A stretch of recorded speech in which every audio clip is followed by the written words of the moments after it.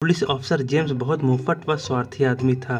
उसकी हत्या हो जाती है। जासूस मेहुल घटना स्थल की जांच करता है और वह जेम्स की तरफ से एक सुराग पाता है। वह सुराग सांकेतिक भाषा में था। मेहुल उसे समझने में खुद असमर्थ था। आगे जांच में मेहुल को 3 लोगों पे शक होता है और मेहुल उनसे पूछताछ करता है। सफाई कर्मी से पूछताछ किया गया तो सफाई कर्मी ने कहा, मैं बाथरूम साफ कर रहा था। जेम्स सर मुझे हमेशा डांटते थे पर मैंने कुछ नहीं किया। कैदी जो डॉन था उसने कहा, जेम्स सर बहुत मुफ्त और गुस्सैल व्यक्ति थे। वे हर किसी को जेल में डालना चाहते थे पर मैंने उन्हें नहीं मारा। पुलिस ऑफिसर जिसका नाम रॉन था उसने कहा, मैं बाहर गया था, मुझे इस हत्या के बारे में कुछ नहीं पता है। तभी मेहुल एक बार फिर से सुराग को गौर से देखता है और फिर संदिग्धों को देखता है। तुरंत हत्यारों को पकड़ लेता है। क्या आप लोग बता सकते हैं पुलिस ऑफिसर की हत्या इन तीनों में से किसने की है?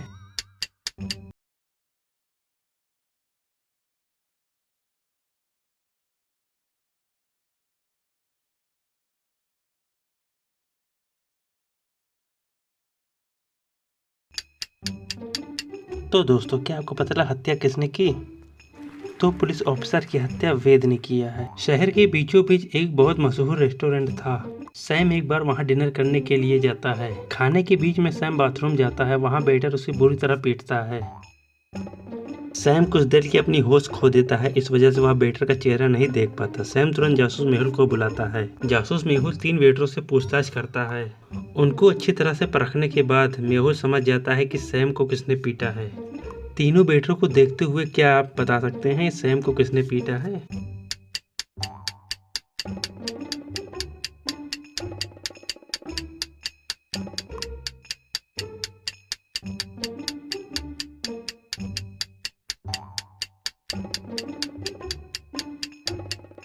सैम की चोट बाएं तरफ लगी है और उसे किसी बाएं हाथ वाले ने मारा है। ए और बी दोनों बाएं हाथ का उपयोग करते हैं, लेकिन बी को सैम उसके ड्रेस की वजह से पहचान सकता था, इसलिए सी दोषी है। शहर में एक बहुत बड़ा इलेक्ट्रिक कारों का शोरूम खुला था। इलेक्ट्रिक कारों को देखने के लिए शोरूम में लोगों की भीड़ जमा हो गई। रिचर्ड और केन भी वहां पहुंचे। रिचर्ड कार के फीचर को देखने के लिए कार में बैठता है। तभी वहां अंधेरा हो जाता है। जब लाइट आती है तो रिचर्ड कार में मरा हुआ पाया जाता है। जासूस मेहुल जो वहीं पर मौजूद था घटनास्थल पर पहुंचता है। अच्छी तरह जांच करने के बाद मेहुल को 3 लोगों पर शक होता है। केविन ने कहा, मैं वर्कर से लोन की बात कर रहा था। मैनेजर ने कहा, सर मैंने रिचर्ड को कार की कीमत बताई फिर दूसरे ग्राहक के पास चला गया। मैकेनिक ने कहा, सर मैंने रिचर्ड को पेट्रोल टैंक और कार की खूबियां बताई फिर वहां से मैं चला गया। केविन, मैकेनिक या मैनेजर, तीनों का बयान सुनने के बाद क्या आप बता सकते हैं हत्यारा कौन है?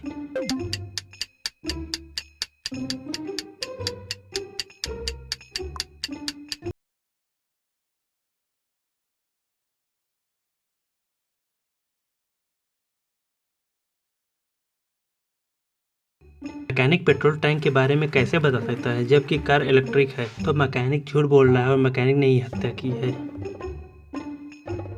एक लड़की अपनी डॉगी के साथ पुलिस स्टेशन आती है और जासूस मेहुल से मिलती है। वह शिकायत दर्ज कराती है कि आज कुछ समय पहले उसका मोबाइल चोरी हो गया। वह आगे बताती है कि वह शॉपिंग कर रही थी। तभी वहां एक नकाबपोश आया, उसके हाथ से मोबाइल छीनकर भाग गया। तभी मेहुल ने शॉपिंग मॉल के सीसीटीवी को देखने के बाद 3 लोगों पर शक गया। उन तीनों को पूछताछ के लिए बुलाया जाता है। तीनों अपने आप को निर्दोष बताते हैं। मेहुल तीनों से फोन लेता है और फोन देखकर तुरंत चोर को पहचान जाता है। क्या आप लोग बता सकते हैं फोन की चोरी किसने की थी?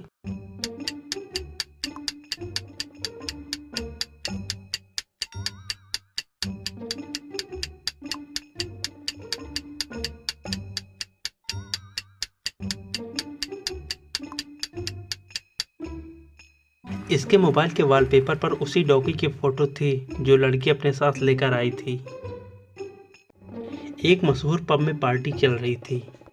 रोहन पार्टी के बीच में वॉशरूम जाता है और वहीं उसकी हत्या हो जाती है। अगले दिन पब का वेटर वॉशरूम में रोहन के मृत शरीर पाता है और वह तुरंत जासूस मेहुल को बुलाता है। मेहुल को 3 लोगों पर शक होता है। समर ने कहा, मैं पूरे समय अपनी गर्लफ्रेंड के साथ डांस कर रहा था और मैं उसी के साथ घर चला गया। निखिल ने कहा, मैं हत्या होने से पहले घर चला गया था। रास्ते में मेरी कार खराब हो गई थी, चाहे आप मैकेनिक से पूछ सकते हैं। रॉनी ने कहा, सर मैं सारी रात बार में था, मुझे इस बारे में कुछ नहीं पता।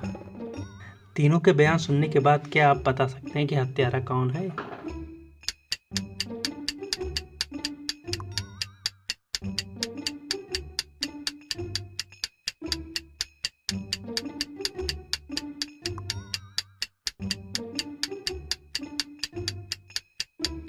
निखिल का कहना था कि वह हत्या होने से पहले ही चला गया था, तो उसे कैसे पता चला कि हत्या हुई है? तो इससे यही साबित होता है कि हत्या निखिल ने की है। अगर आप लोगों को वीडियो पसंद आया तो लाइक करें और चैनल को सब्सक्राइब करें।